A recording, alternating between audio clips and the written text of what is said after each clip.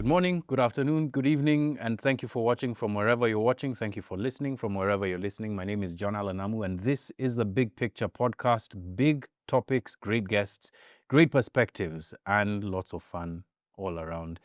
Tom Mukwana, my co-host, has been away for some time. Tom, can you please just explain to everybody why you are constantly missing? Absenting yourself from work. See, I didn't absent myself from work, first of all. That's crazy coming from my boss. Second of all, I had to handle an issue at home in Butere.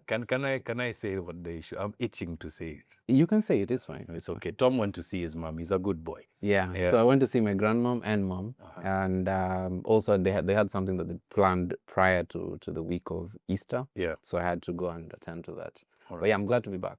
Mama Tom, hello, hi. She's probably watching, actually. Or is she? Yeah. That's great. And in studio with us, CEO of the Institute for Economic Affairs, Kwame Owino. Thank you very much for joining us on The Big Picture. Thank you for the invite. Thank you very much. Yeah, first time on The Big Picture, but certainly not a new face with regard to Africa Uncensored. We're going to be talking about a whole range of topics from our series titled Deals to that big investigation that just came out this morning from BBC Africa Eye, Blood Parliament. And of course, there's been that trip that concluded recently, the state visit by President William Ruto to China and what that portends.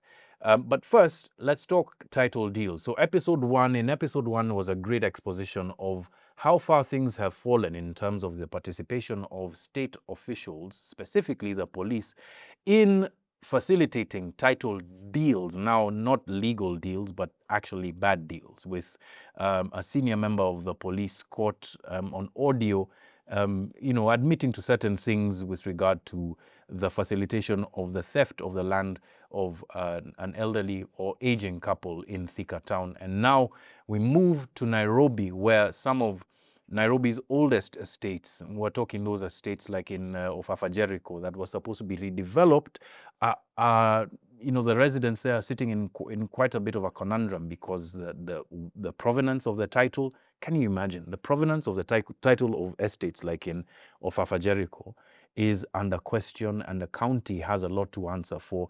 That series, that episode of this series coming up this Wednesday. Take a look at the promo and then click click your reminders to make sure that you don't miss it. In the next episode, watu wa Islands. Nairobi's old estates are turning into a battlefield. 43 families from Woodley Estate are tonight counting losses. The county government of Nairobi have the titles for Ofafa Jericho, Jericho Lumumba, Ofafa Maringo, and Maringo or not. Nani walikaa chini wakasema ianze Jericho? Tuliahidiwa ya kwamba baada ya miaka 25 hizi nyumba zitakuwa zetu. Hakukuwa na title deed, isipokuwa ni hicho kijikitabu ambacho kilikuwa na maelezo kwa upande wa nyuma. As plans to demolish these estates gather momentum, who really wins, who loses, and what is the true cost of redevelopment? There are a lot of challenges. Key amongst them is a total lack of transparency. Yani ukora ni mingi sana hii Nairobi.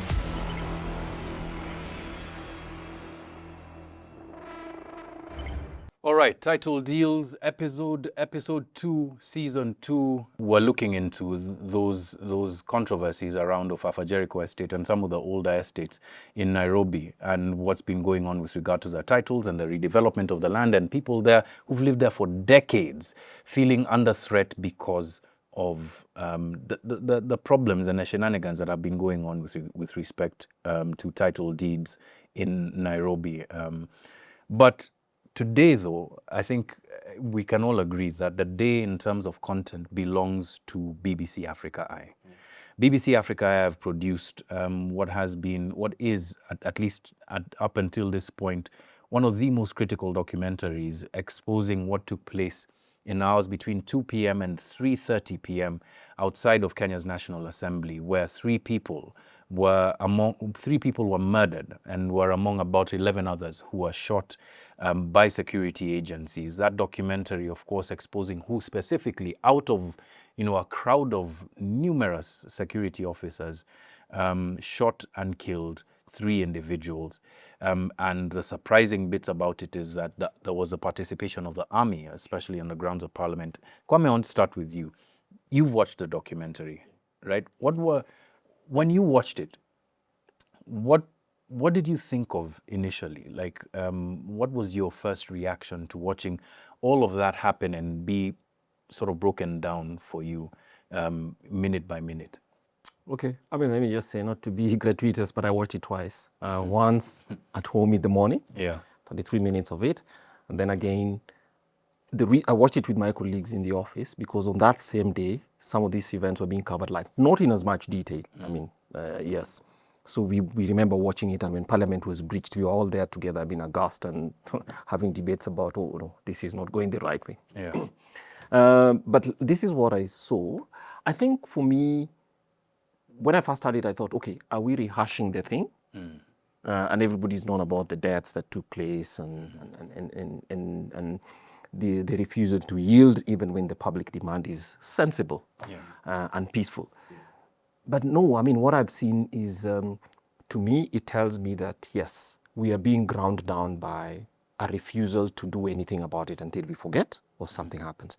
Because this is a team in 33 minutes gave us so much detail using open source information to actually tell us that there's a lot of malice in the way these protests were handled. And in a 1.5 hour period, they tell you that a lot could have been done.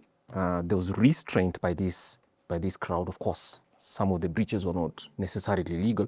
There was restraint, but it is very, very clear that the way, quote unquote, whether you call it the security people, whether you call it the police and all that, managed this event was completely brutal. You know, you say something super important there, that we are being ground down in an effort to make us forget. Yes. What out of this past year, and now given that people are discussing this, it tells you about the long-running history of forgetting in our country, about even things that are as consequential as something like this. Is this something that you've seen before? Is it something that you recognize out of the actions of the government? Well, it's a consistent thing. That government comes, first starts by drawing a hard line, which is, look, these guys are rogues and all that, right? And we saw for all those guys, one was the guy in a white gown, who's a butcher, has his own business. So this is not an idle person waiting to be hired to come and cause mayhem in the streets of Nairobi. The other was a university student. And then there was this coder, 39-year-old guy. All of them are people actually who have a reason, unless it's very big, to actually leave an ongoing business, an ongoing thing, to come to the streets to tell government, guys, listen to what people say, let's have a conversation. But then, of course, there's the turnaround, and we have the presidential statement with the entire cabinet and a few people sitting here, and then we say we conceded, right? And part of that concession is the view that, look, we'll try and examine what happened here to ensure that any unfair treatment, illegal behavior will be followed. And you've seen this ongoing case about one of the guys who was also shot, right? And you can tell the state's agencies are just freezing everything. So one person conceded something when it began, and then after that, sometimes they just grind us by saying nothing will move. So it's just testing your patience. And knowing over time we'll move on to other things. It's happened with every kind of disaster that we've had in which the hands of the police and specifically political actors who instruct them are such that, look, we'll just grind you down through by refusing to move. State institutions, everybody tells you at the end of the credits say, that IPOA is us, and they say they're investigating. Investigations are ongoing. Ongoing. That phrase. And then the police, including one who was questioned, says, look, tell the other guys to. So it's basically bouncing the ball around. It's a fine ball of basketball until you lose we lose it. So the thing is just to test our stamina and our patience, and over time we'll say, okay, this notwithstanding, it was a sad event, but let's move on, right? They take for granted the fact that we'll have to move on. And then no lessons are learned. People who are definitely undertook criminal actions using state resources will get away with it, and that impunity builds, and they know the next time will be covered again, because that's how impunity happens. They see people who've done atrocious things being covered, even when they've been identified as this occasion did. Nobody's even asked to, quote unquote, step aside until something happens. And so that means that there's a confidence, and there's a core people in the public sector, especially, quote unquote, those security people who think, you can't touch us. Tom, you were out there. that day. Yeah. On the 25th of June. I recall us having a conversation, sometime after, and you telling me about hearing the gunfire. Where were you when those gunshots rang out? And looking at what the BBC has done and looking back to, where you were, what crosses your mind? What comes up? What memories are evoked? And how do you feel about the documentary itself? I feel the documentary has come at a good time because the Kenyan public has been thirsty for public interest journalism at a large scale for a very long time. You understand? And African Censored does that on a content by content basis, but we need a lot more people because we have limited resources, how much we can do at the same time. Like there's title deals happening and there's a bunch of other things happening. But it's good when such journalism is given that big of a platform because BBC has a global platform. So I feel good that that type of journalism is being done, and being somebody who is conversant with OSINT research, I know how big of a moment this is, not only in Kenya, but Africa in general for OSINT reporting. Yeah. Yes, it's a big moment.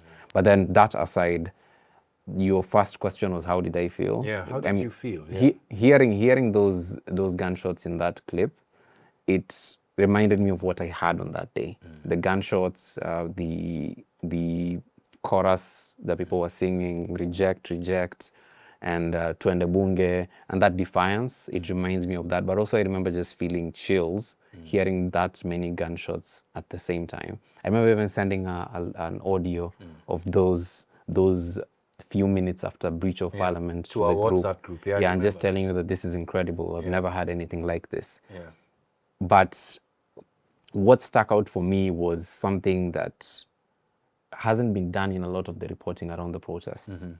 You know that there was an IT expert, and you know that there was a student, and you know that there was a butcher who was murdered outside parliament. A lot of the times we like to throw the word protests around. Too many protesters, 6 protesters, 62 protesters were killed. Yeah. But then for once, on a mainstream level, we're not having burials of these people being covered only, but we have the regular videos of them living life. Because for Eric Shieni, I think they had a video of him singing Yashinsky's song. Yeah. And that silence of his voice speaking, that just pierces your soul, I'm right? telling you, it was haunting. Yeah. It was haunting.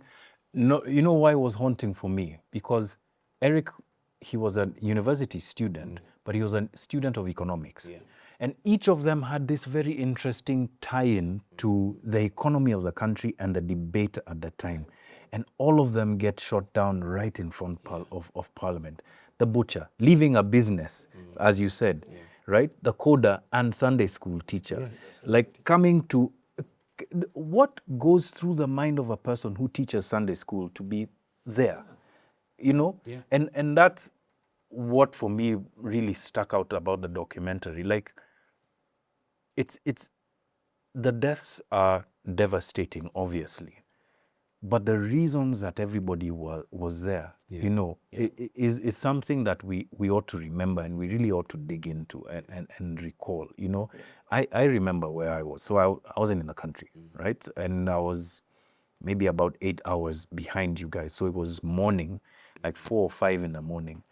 And I remember being glued to television and seeing when that thing happened, when the gunshots rang out, and almost immediately after, you see the body of the gentleman who was wearing white on the ground. And I just grabbed my phone and I tweeted, I'm like, oh my God, these guys have killed people right outside Parliament.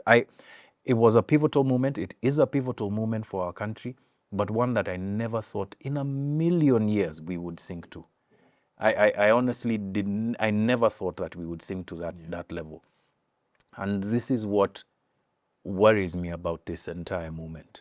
One, that there's this very active exercise to forget. And 2, that there's been no investigation. But to agree with you, Tom, I also loved that there was the humanizing of the people who died, and reminding people that these people come from families. But, as with everything, there's also backlash online, and we've seen quite a bit. one of the ones that I picked up on was the Member of Parliament from Homa Bay, Peter Kaluma.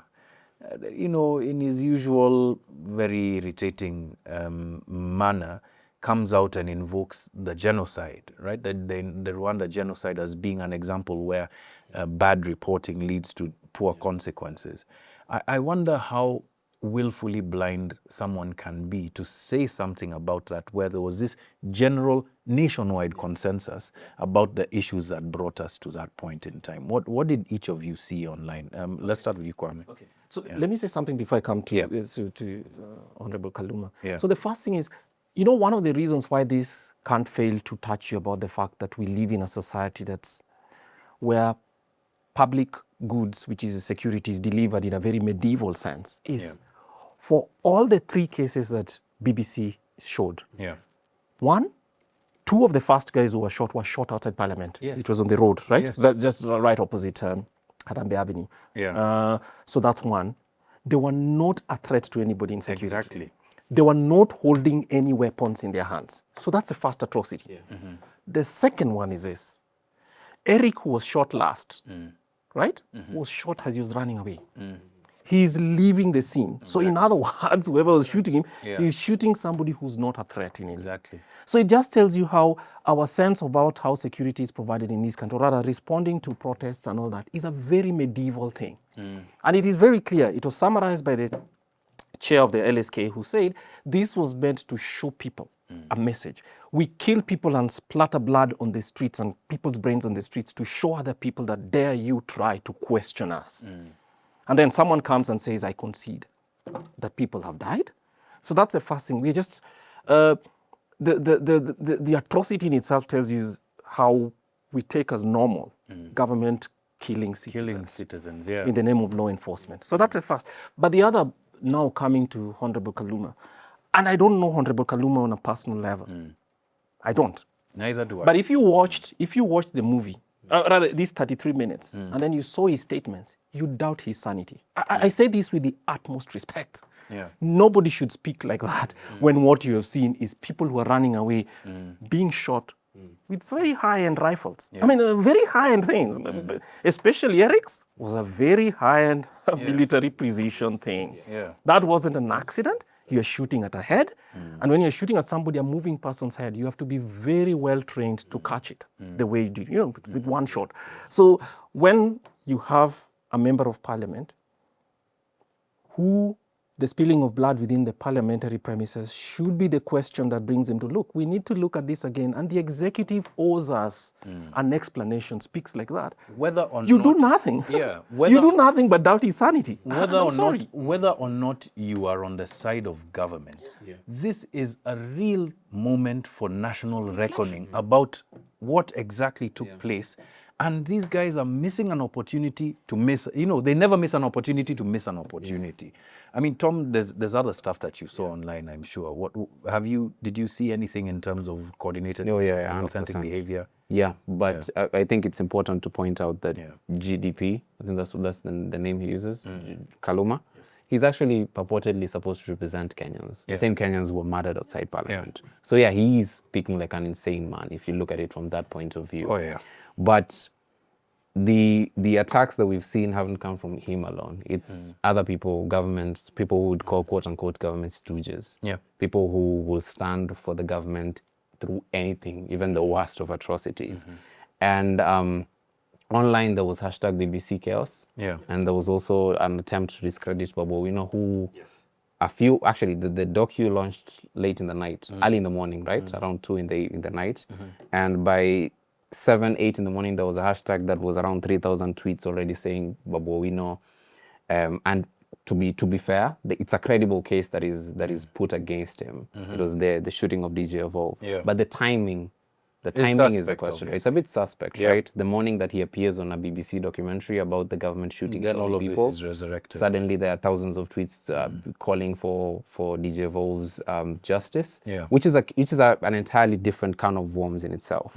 But I think these activities happening when this conversation just started after the BBC documentary, it tells us what you already know. This didn't come as a surprise for you, Jan, I'm sure, and either you, Kwame, because We've seen this before. That's yeah, true. we have. And, you know, suffice to say, there's a lot to unpack from that documentary, and there's a lot to unpack about the nature of violence as perpetrated, and why we are here without the answers that we require 1 year later, that, you know, a media house would have to do this. And honestly, my congratulations to the BBC for doing this. We'd have loved to. We can't say what our calendar is, so obviously we'll just leave it at that. But it really was a good case of journalism, at least, for the very least, for us to have this conversation and to talk amongst ourselves as Kenyans, right? Now, I hate to move on from this, but we really had an interesting week last week. Aside from the things that happened locally, there was also quite a bit happening, you know, on foreign soil, with President William Ruto visiting China and signing deals worth about but just over $1 billion worth of deals, including, let's see here, I had a rundown of them, $430 million, from the Zonken Group, investing in agricultural projects in Baringo. There's a 30 million, I found this interesting, a 30 million shilling chicken farm. And if you notice, each one of them had an attachment, this and this job, this number of jobs, etc. Very deliberate, right? So there's the Shenzhen Apparel Group, 20 million to set up manufacturing warehouses. There was Kongtai Steel Company, $150 million to expand its steel plant. So there were investments in tourism worth $230 million.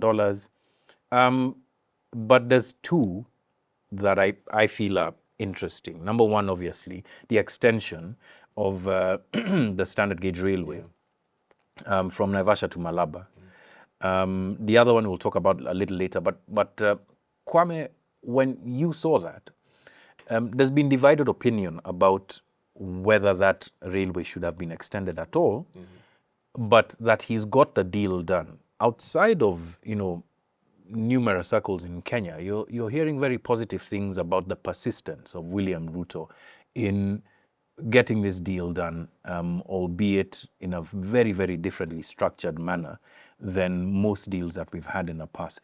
You studied both the SGR deal as well as our debt binge over the past now 14 years. What's your take? Should we be excited by what happened in China last week? Is it a coup for the government, or are we putting ourselves in danger of, you know, getting further mired into debt? Okay, so two things to start with. The first statement that I saw was a statement that was issued, the official press release after the meeting, which was on Friday last week, right, on 25th. So that was the first statement that I saw. And then the second statement was the one issued by State House in Kenya, which is the official one. And those statements are very different. I mean, if you look at it, the first was a 6-page statement, and it talks about, it's a very China-driven statement. So for instance, Chinese appears 68 times, Kenya 38.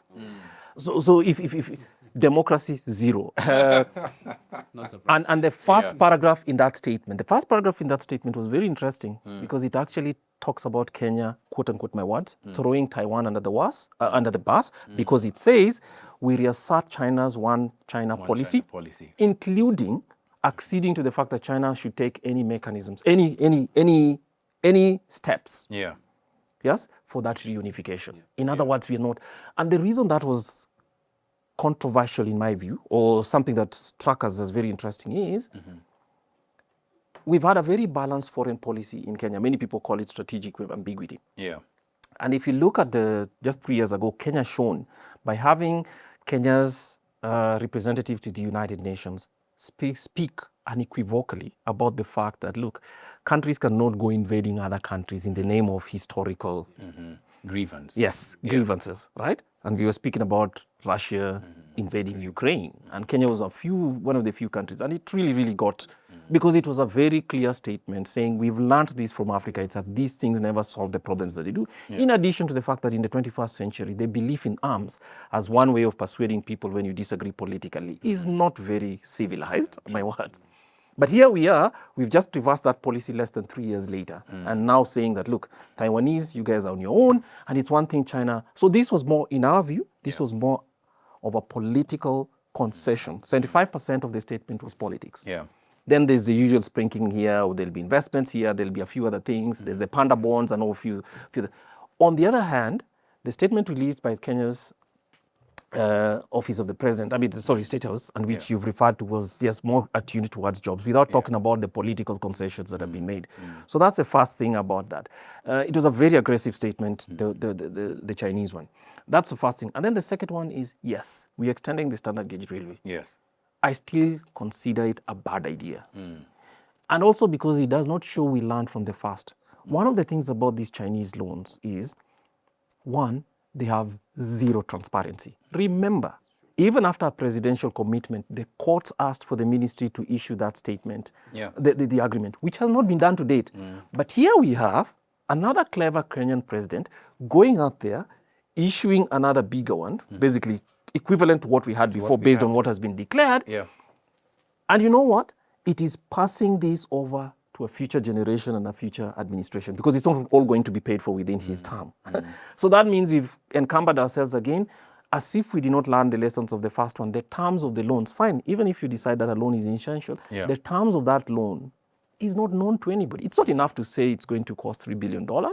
We need to know what's the cost per unit and what are you paying in terms of the transaction details, which is how much are you paying, what's the duration, and what are the terms of that loan. Yeah. So we are repeating the same mistakes, except now giving it more communication polish. And so I think it's, I don't look at it favorably. You know, one of the things that, and Tom, you can chime in here as well. One of the things that I thought was interesting is that China looks like it's de-risking itself off of any possibility of default. Yes. And in as much as, but I think the first SGR were about to retire that loan. Yes. And it, technically speaking, we should be able to take on more debt, given that we are retiring this loan. But there was something in there that really bothered me, which was there are going to be amendments to our land laws, essentially to facilitate infrastructure projects. Now, again, technically speaking, that was something that hamstrung us the first time around, right? Compensation for land along the railway line went through the roof. But then again, very long on polish, to use your words, very, very short on detail. And if you're going to touch something as sensitive as land, right, how are you going to do it to ensure that the prurient interest is defended? So Tom, I don't know, what else stuck out for you from that statement? For me, it was the SGR loan, and reading Kwame's work, actually, he calls a lot of these projects white elephant projects. You're guilty of that, right? So he does call them white elephant projects, and you put up a case against them looking at the numbers and the actual amounts that would cost these projects if they were done with integrity. But also at the same time, I've had this conversation of the Chinese debt trap. Yeah. And I don't know how you feel about that, because I'm looking at it from a different perspective of is it actually a debt trap, or are we just terrible at managing our finances? I don't know where you both stand with that, but I feel it's more the other part than it is a Chinese problem. Because because just to wrap this up, right? The Center for Global Development did research into over, I think it's 100 Chinese loans all over the world. And at that time, obviously these things have huge NDAs on them. Actually, confidentiality is a problem with them, transparency, like you've said. But 76 out of 100 of these agreements were concessional. Which means that actually the country, if it does things rightly, wins. Or am I wrong with that, Kwame? Yeah, but part of it was, even the SGR, there's part of it that was concessional, and then the others that you pay for, that you pay for. But why don't you just declare that in an agreement?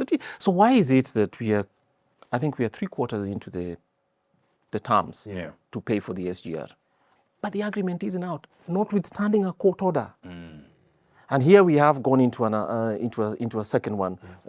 So yes, that's true. But the point about the debt trap, I was one of the few people who was very cautious about the idea that the Chinese lend deliberately and then they use that to whatever, because I didn't see the evidence for it. And often it would be a tricky thing to actually do that. But given the fact that Kenya has had a debt distress problem that we are thinking we solved, and part of it was Gen Z riots were actually part of the fact that you have a debt problem, you have to pay, and therefore you're squeezing everybody, and then people say, look, these taxes have gone too far. Yeah. If you see the concessions that Kenya made and the political things, Kenya is going to go into the Global Security Alliance, which is China's interpretation of how the world should be. On the one side, we say we are going to support multilateralism, which is good for small countries such as Kenya. And then on the other side, we are saying we are going to develop a multipolar world where China is cutting out its own sphere of influence. I think there's a possibility that Kenya was squeezed on the basis as we owe some money, and then we had to concede to things that are not necessarily just economic, even the political questions on which we tended to be tame, to be more mute. So yes, to that extent, debt diplomacy has actually worked. To the disadvantage of Kenyan citizens. And you know that there seems to be like credence to that argument, because I believe it was Marco Rubio who was on his way here during that China visit, and then all of these declarations are made, his plane turns around. I found it very... I mean, we were very quick on the draw in terms of declaring, in essence, our fealty to China and China's, one China policy, with so many unsettled questions around this tariff issue. And the tariff issue is not just a tariff issue. We all know that, right? These are the first sort of throes or pangs, of pain as we move into a more multipolar world, right? In which China has ascending dominance. And so I guess Kenya is making its bet, but making its bet a little too early, right? And this is where the wisdom of being sort of like middle of the line when it comes to our foreign policy is important, right? The other thing that concerned me was the investment in Kenya's digital infrastructure. Now, again, technically speaking, China are, bar maybe one or two states, the most proficient at deploying digital infrastructure to the advantage of the country. But if the tariff war taught us anything, the lesson came from TikTok, in where this walled garden that used to be China TikTok all of a sudden just poured into the mainstream of things, and people started to see things. In fact, my wife was telling me about the number of things that she saw, from Chinese factories, etc., that tell you that there's a very managed manner in which China, and this is an open secret, has conducted its affairs online. Pair that with the now steady drumbeat of public officials who have been calling on the government to manage social media, manage the internet, surveil the public more closely.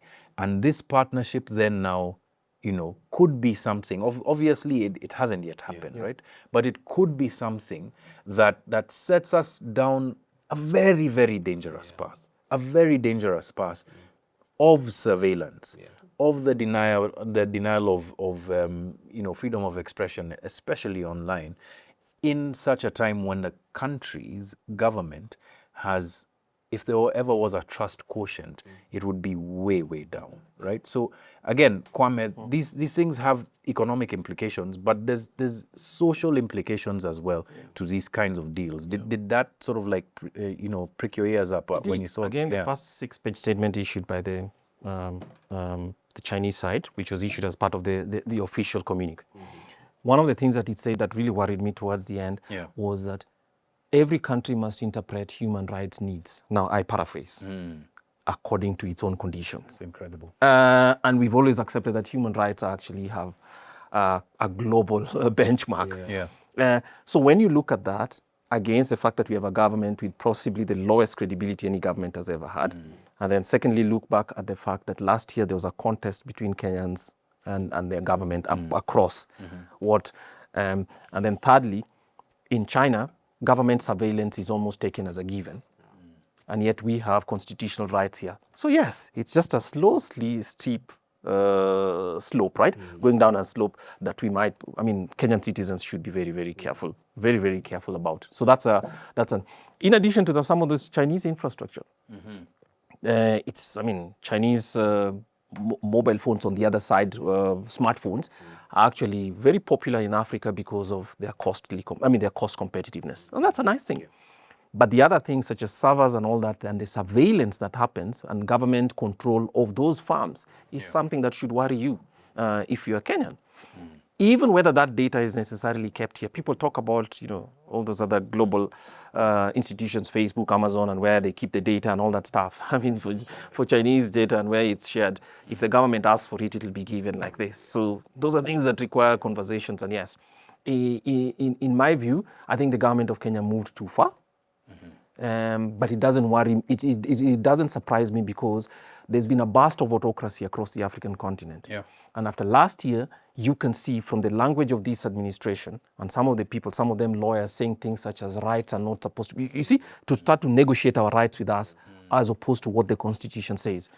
This, in my view, is not a good step and Kenyans need to wake up. Yeah. And Tom, the statement on interpretation of rights and every country having that, again, it's said in language that seems innocuous enough that the country will have a debate. But who are we really talking about when we talk about the country, right? And when these statements come out from various people, then it tells us about the significance of actually having a public square that is not mediated by government, that is not controlled by government, that is not this walled garden where if you take one step a little too far, that there's going to be consequences. I mean, Tom, well, you're a fair deal younger than me. A lot younger. No, that you've said it, but yeah, proceed. I was trying to be diplomatic, my guy. But even you remember or will have heard stories about the nature of surveillance and the cloud of fear that existed from pre-colonial times into colonialism, post-colonially, all the way until we pass this new constitution, Kibaki leaves, etc., a few years before that. And that for me is the big fear. That for me is the big concern.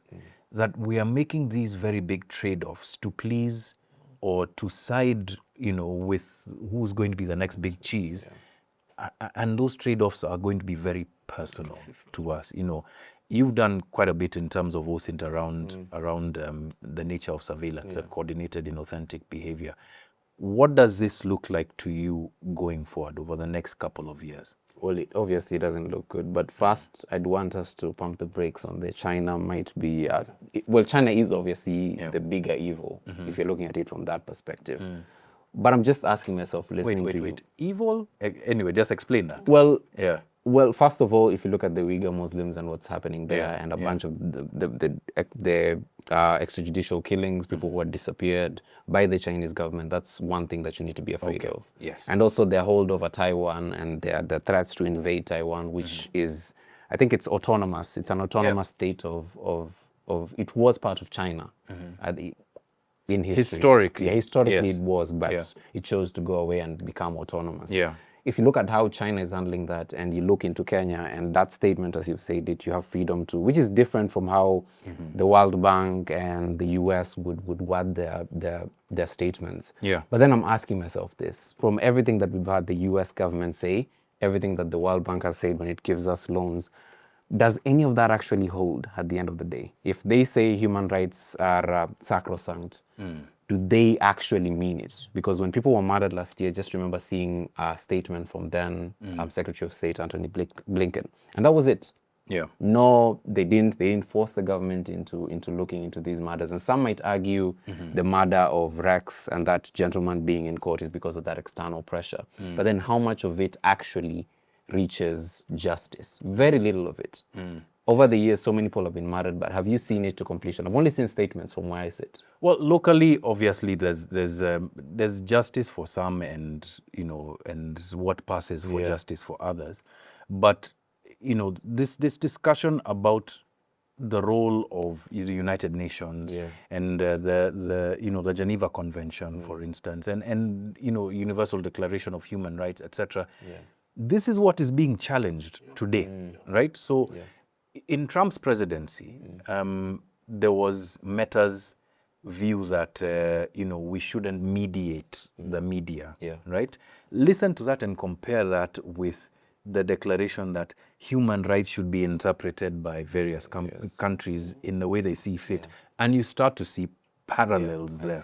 So the multilateral system, in terms of being able to police and create this kind of global architecture for justice, hasn't been perfect. It isn't perfect. It's been used to the disadvantage of countries like ours for decades, right? By the United States, by big countries like China.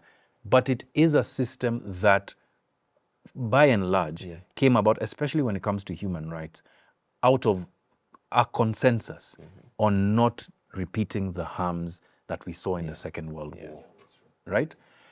Why we are here today with a hot war in Gaza, with a hot war in Ukraine, with autocracy creeping back around the world, tells you something about what happens when leaders, countries, when nations, when people who are in power don't keep their word. Then you erode the trust over time that people have in these institutions, and then now give someone who has nefarious goals or very personalized or very selfish goals a vehicle to be able to then now, step back from this multilateral world.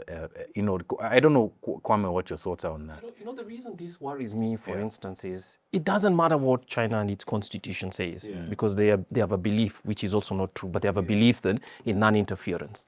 But when you're a Kenyan, and just 3 weeks ago, we had schoolgirls, 14, 15-year-olds, schoolgirls tear gassed for wanting to perform a play. A play. This is a play by 14, 15-year-olds. Something that we know even our constitution guarantees us that. Right? And then you have a certain country who is now our best buddy, and you know how it treats its own citizens. Then, we can't say it's a... So, fine, we have no right, I cannot question how Chinese citizens... you might say that. You should not question how Chinese citizens would, but in our country, our constitution provides certain rights, which this government has been uncomfortable with. And so we need to look to its friends, or rather who it chooses as friends, and whether they, if we are to challenge this government, would not send it arms, for instance, to clamp us down. So that's one. Two, many people speak about the US, and democracy it has its rough edges, that's true. But at least, if you sit here as a Kenyan, you can go into the internet and find out who sits on the committee that addresses African issues in the US. And you can send them an email, whether they respond or not is a different matter. I don't know any Chinese guy whom I could say, look, your government has hidden a contract that they've done with these people, and they've asked us to mortgage ourselves and our grandkids. We are not even asking you to do anything, just ask them to declare that agreement. Show us a contract. Yes. We might say the West, and we might say all manner of things about those differences, and they have their own contradictions. I'm not going to, but at least there are people we've known how to mediate and work with in ways that could get us some progress made. For the Chinese, I don't think they care. No, that's true. So that's what worries me about them, and their behavior with their neighbors. So it's not just Taiwan, which is a definitely difficult issue, but their neighbors in that East Asian Sea and the Chinese Sea, around that area, the straits, right, actually fear them. When a guy is feared by his own neighbors out there, why do we think he's going to embrace us here without asking us to pay a cost? So I weigh them. And I'm not one person who's going to say that anybody who pokes the US in the eye should be our friend. We have to be a bit more circumspect and say, yes, no human beings are perfect, but they are good friends and they are better friends. And in my view, I don't think China is better than the US. So we have to be circumspect and actually be clear about it. Even if you look at it from that point of view, look at China's friends, Russia, North Korea, the list goes on and on. They don't have the best democratic record out there. No, right? No, they don't. But I like the word circumspect because as Kwame has said, and as we've discussed here also about America, every country has its own flaws, us included. Yes. Our own foreign policy on the continent is something that people question. Other Africans are very, are very... They hate us. Exactly. They actually hate us. Yeah. And we can't be there and then now standing and defending our position with China as being the most strategic or what have you, if there is no like real benefit that can accrue. And most especially if we don't even take advantage of the things that are given, not given, well, the things that are negotiated in these kinds of contracts. But guys, I want us to talk about one last thing before we close today. And it was a statement by a person who previously had not been known to many in the Kenyan public. His name is Tuan Chau, and he's the CEO of Vietnam Gas. Yeah. And he issued one hell of a reflection on his LinkedIn. I'm just going to read a few statements. So he says, Kenya's real problem is not a lack of money or talent. It's the absence of long-term vision and the dominance of short-term gains. Leaders talk big, but systems don't move. They wait for outsiders to bring business rather than build an environment for it. The biggest indicator, electricity, right? And so he says, Vietnam has 100 million people, over 70 gigawatts of power. Kenya has 50 million people and only 4 gigawatts of installed capacity, right? Talking about it being a foundational issue for economic development, but his parting shot was crazy, right? The global window is closing. Asia isn't waiting. If Kenya and much of Africa want a real economic future, they must turn off the microphone and turn on the power. Kwame, first of all, did you read the statement? Yes, I read the statement. I mean, when I first saw it, I thought it was one of those general statements that we Africans construct and decide. Somebody said right, those fake memes, yeah, but I looked it up and someone says it's credible. Mm-hmm. I think it's true, but the way I would do it is this. Kenya has invested, I mean, and John and some of your colleagues were in the media. Kenya has invested, and the public sector has invested in sharp talk, good talk. And a few people in the professional media, journalist cadre work for government. So they're very good at issuing press statements, right? Very well worded with nice, yes, but their bosses don't work. And that's just true. So that's I don't know that I would agree with him that we lack a long-term vision, because we had a vision 2030 generated under President Kibaki. Yeah. It's 2000, we are 5 years away from 2030. And in almost all those metrics, we are behind. So it wasn't about the vision itself. I mean, we at the IE also have a problem with these long-term visions. They tend to be very socialist documents. You know, China has a 100-year plan. Other people have these 100-year plans. Africa's Vision 2063. Yes, Africa Vision 2063 and all that. I don't know that it's the absence of vision, but yes, it's about actually what government works on. So for instance, you know now that the last week was what they call the spring meetings, where the IMF, World Bank call finance ministers, they issue the reports and a few things get discussed. And it's now come that the IMF is asking government of Kenya, because almost 400 billion, let me say 370 billion, which is 1 billion per day spent in the Ministry of Education, paying teachers.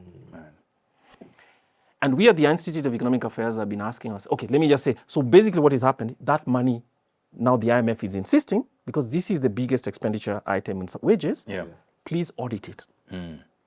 Right? So it's a conditionality for government. And I'm asking myself, members of parliament are here every year. They're the ones who sign. Does it have to take somebody sitting in Washington to remind us that there's something fishy about teachers' wages in this country that we need to say? Because if you look at it, Kenya has one of the best teacher-pupil ratios. It says we have 425,000 teachers, 15 million students. So that comes down to 1 to 36. But how many times do you guys in the media go to a school, not even outside Nairobi? You know, people think it has to be a rural area. Even within Nairobi, where you are seeing one teacher teaching 80 kids. What's happening?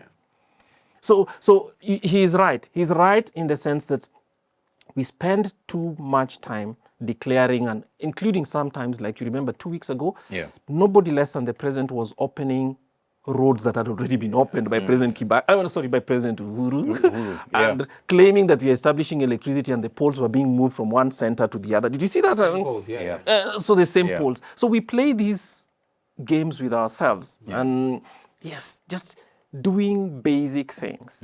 In Nairobi, we are trying to cook 1 million chapatis for kids, which is still fine, but they go home and they wash their hands with contaminated water. and get you cholera. have cholera in Nairobi City.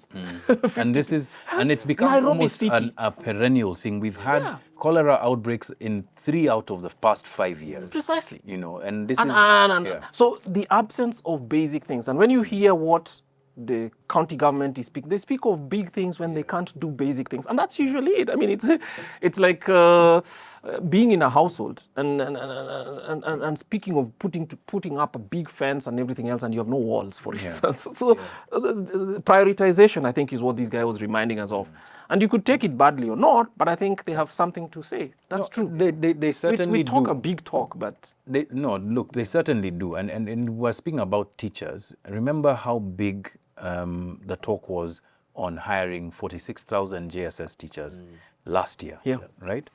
And now that the IMF is asking us to audit our teachers' payroll, it doesn't take much. Sam, who's one of our producers on our WhatsApp group, shared a story about a young lady who had tarmacked for years, got a lot of, got great marks, tarmacks for years, I think goes to check in the Credit Referencing Bureau and finds that she owes 1.8 million shillings in terms of debt, right? And how that occurs is that her identity was stolen. Someone got a job as a teacher. Someone got a job as a teacher using her grades, using her. I haven't personally interrogated this, but that Sam has posted this story. I trust that the source. The source, and went and then took debt, and has left this person who has been tarmacking for years in debt. Can you imagine what that must feel like as a person who's been looking? But more so, it really talks to this question of having, big talk, but very, very short on action. And not just short on action, almost malevolent in the way you treat public resources. We all know that now, contracts, teaching contracts, teaching jobs are being handed out by members of parliament. Exactly. In public forums. In public forums. This is wrong. It is manifestly wrong. And the more we get, I think relating it to the question of debt, the more we get into debt, my concern is really about usage, right? And I guess as a parting shot for my thoughts on the same, Uhuru Kenyatta coming out and talking about the quality of leadership, is, again, just an exercise in this art of forgetting that I see politicians constantly baiting us to kind of do, because this man was president no less than 2 years ago, right? These debts didn't come from nowhere. They've been here for 10 years. And that you see people in the shape of Murkomen now calling him very clever, talking about that, is just giving fodder to people who are not managing their roles properly to then have a political discussion on what should be about, delivery, service delivery, about management of debt. Why should we even have a case that's being filed in court about odious debt in our country in this day and age? Tom, look, you looked at, Tom wrote an article last year. Was it last year? No, it was the year before that. Kenya One in the Sky. Yeah, that was 2023. 2023. I think so, yeah. Yeah, about the priorities in terms of President William Ruto's travel. Yeah. And the disparities that it showed between the travel and, some of the deliveries that we expect of a president like that. If we're going forward and to 2027, right? Kwame and Tom, as we wind up, what then should be on the laundry list of Kenyans in terms of delivery, right? And I'm asking you this, Tom, but you, this Kwame as well, because I remember you saying that if Kenyans woke up and government ceased to exist, that there'd be no manifest difference in their lives, right? So for a government that really doesn't make a difference one way or another, what should Kenyans be talking about in this new era where we're now getting into more debt, getting more loans and making more deals? What would be the expectation? No, Kwame, please go. Okay. So the first thing that one of the things I'd like Kenyans to not normalize is the idea that we only wait for elections moments to see decisive change. Because if we do that, it means that we'll always be deflated. And then we say, okay, let's give them 4 years and then we'll send them out. And that never does. I mean, that's one good thing, but it's not efficient. I mean, it's not everything. We need more than that. And my view is that we need to maintain pressure on government throughout its life cycle, so that we don't have one government simply telling you that we are better than the other guys. You know, using grievance against, say for instance, using grievance against Uhuru Kenyatta to get elected. Yeah. And then when you get elected, you use grievance against perhaps the DP or somebody else. Did you get that? Yeah. The point is, the business of government is 24 hours. So let's ask ourselves, how do we keep these people on check for 24 hours? And the biggest part is Parliament. I start with the Constitution. Yeah. This thing called the Constitution, there are two issues that it generated that were extremely important. One was more power and resources, even pastoral resources to members of Parliament, paid extremely well. I can tell you most of those guys would not earn the income. I say this respectfully. They do not earn the income that you and me as taxpayers give them if they are outside Parliament. We have to stop kidding. Those would be the highest wages that they would ever earn in their lives. And because of that, we need them to give us the highest effort they can in their lives as well, because we are giving them a pension too. Yeah. And we shouldn't be apologetic about that. True. So Parliament needs to start doing its job. If you think, I actually think that presidential travel by itself is not a big deal. But if you think that presidential travel is too much and you need to control it, in 6 weeks, we'll be discussing the new budget. Yeah. You chop down that budget without apology. But simply say, look, we don't want 50 trips in a year. Yeah.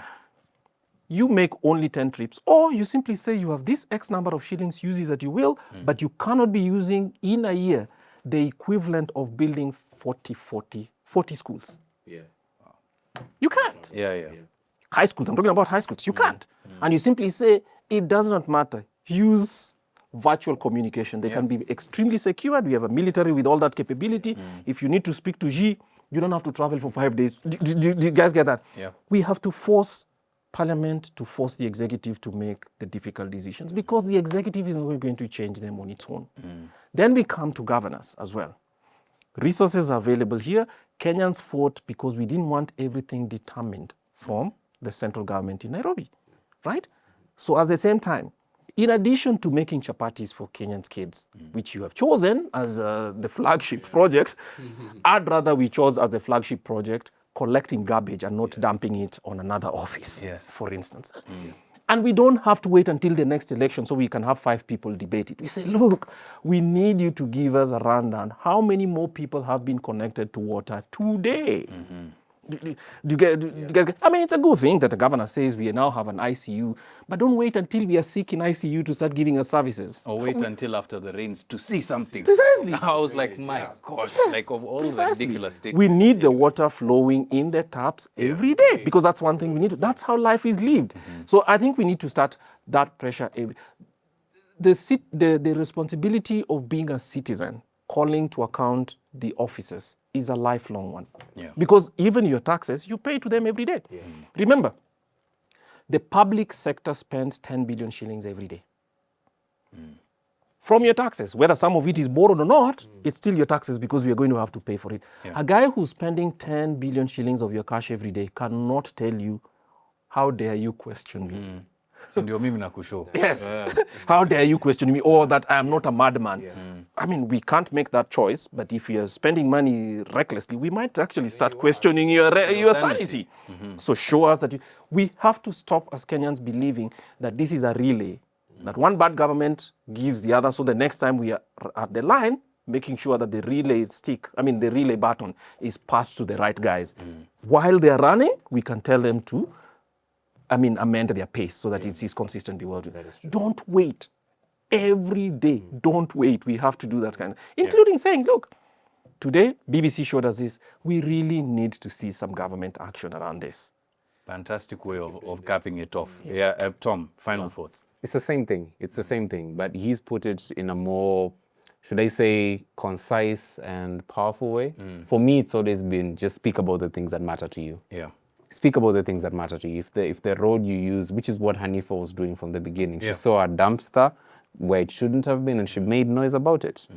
And that thing was corrected. So if your kid isn't going to school, shout about it. If GSS isn't working for you, and if there isn't a curriculum yet and you're a parent, all parents should make that thing work. Yeah. Because it's your job as a citizen to do that. Because at the end of the day, politicians have travel insurance, they have hospital insurance, they have a mortgage that is paid for by you every time you pay your paid salary, and over 30% of it is given to government. Yeah. And every time you buy a packet of milk, a percentage of that goes to VAT that ends up paying someone. So no one should ever tell you that they're talking down on you, that they know better than you. Because everything that you spend on in this country, you're giving them a piece of it to pay for their mortgage and their hospital insurance, and to take their kids to the best schools in the country when they're wrecking their education system. So make noise about those things that matter to you. And I believe if everyone speaks constantly about the things that they care about, Kenya will be something. Because I hate it, and someone always tell me, someone close to me always tells me that the problem with our voting patterns in Kenya is we vote to punish someone else. Man, Tom, You've seen that, you took the words right out of my mouth, because when you're talking about the things that matter to you, you're actually engaging in the exercise of creating a vision for what your country should look like. And when you make such important decisions to punish someone, all you're engaging in is what? As the Germans would say, Schadenfreude, celebrating the misery of someone else, and that never ends well, right? So like casting a vision for what your country should look like actually starts with these small things, and it starts at that granular level, right?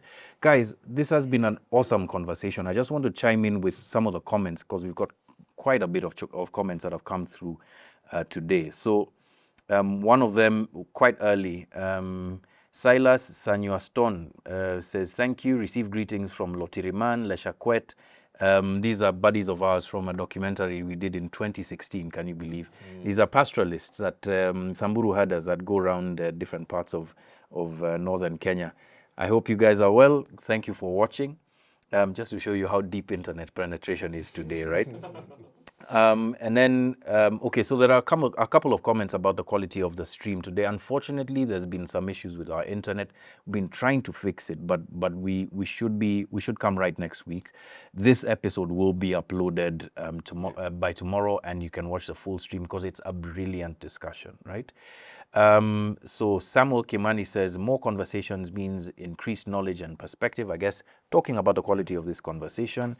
Then there's SR in brackets, Ruto Billions. This is this is his name. Lived in the US for 25 years. Kenya is way better, but needs massive energy investment, needs to lean on Africa, and needs to cut the West out completely. Cut the West, followed by cutting corruption. Kimani Kenneth says, let's continue having these kinds of conversations. GOK isn't working for ordinary Kenyans. As Nyugush said, we're a country that majors in minor things. And let's see. I think that's pretty much it. The rest are greetings to everybody. I saw our co-host Justine isn't here. I saw the crying emoji saying tunangoja. Justine, come back, get better soon, and we'll have even better quality conversations. But this is where I want us to end it today.